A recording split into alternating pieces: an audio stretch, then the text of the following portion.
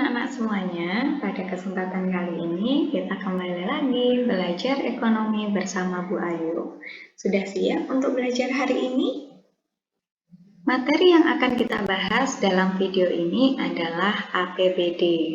Adakah dari antara anak-anak yang sudah mengetahui apakah itu APBD? Ya, benar sekali.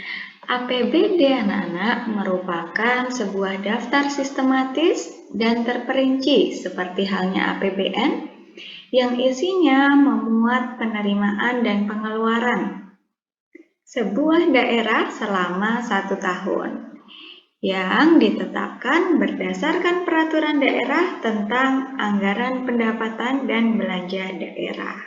Kemudian, apakah tujuan penyusunan APBD? APBD ini disusun sebagai pedoman penerimaan dan pengeluaran penyelenggaraan negara di lingkup daerah, baik itu daerah tingkat provinsi maupun kabupaten kota.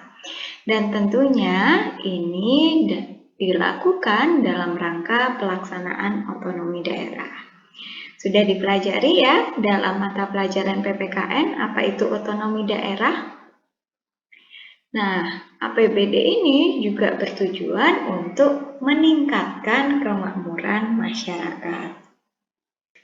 Manfaat apa yang kita peroleh dari penyusunan APBD ini?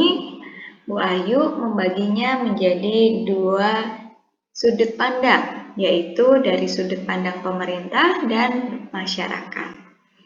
Dari pemerintah, dari sisi pemerintah, APBD bermanfaat sebagai pedoman atau landasan dalam pelaksanaan kebijakan anggaran.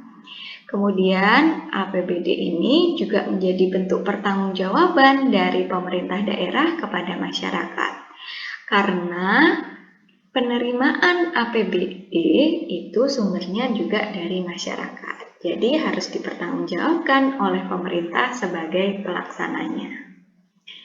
Kemudian bagi masyarakat, APBD juga bermanfaat membantu kita untuk memantau bagaimana pelaksanaan kebijakan anggaran dari pemerintah daerah.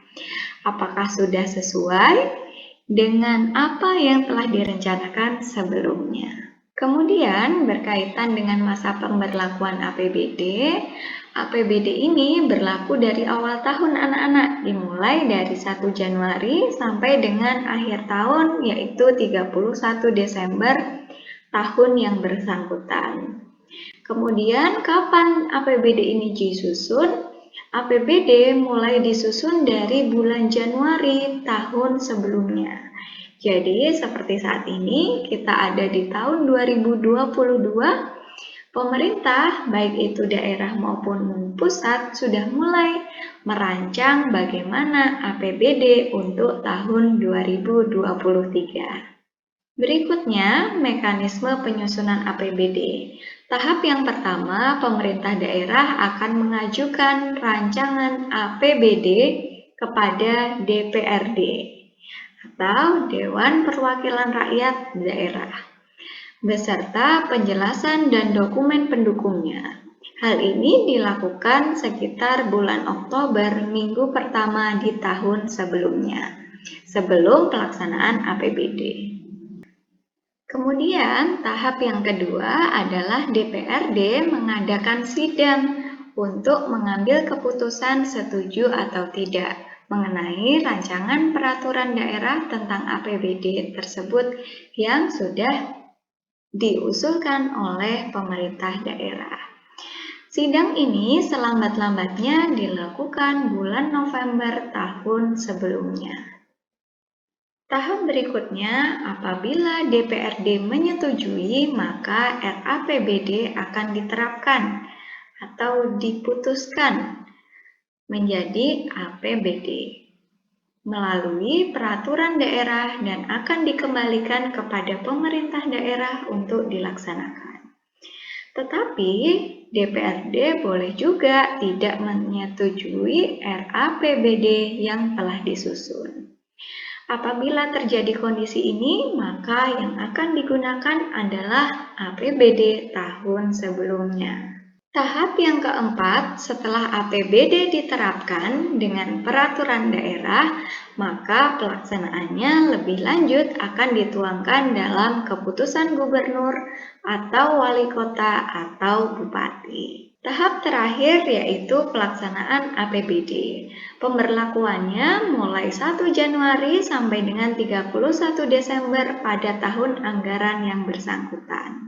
Pada tahapan yang sama, selama masa pelaksanaan APBD, dilakukan juga pengawasan oleh pihak-pihak tertentu yang berwenang dan juga kita sebagai masyarakat umum boleh ikut mengawasi. Demikian tadi pemaparan dari Bu Ayu tentang materi APBD dan mekanisme penyusunannya. Selamat belajar dan sampai bertemu di video berikutnya.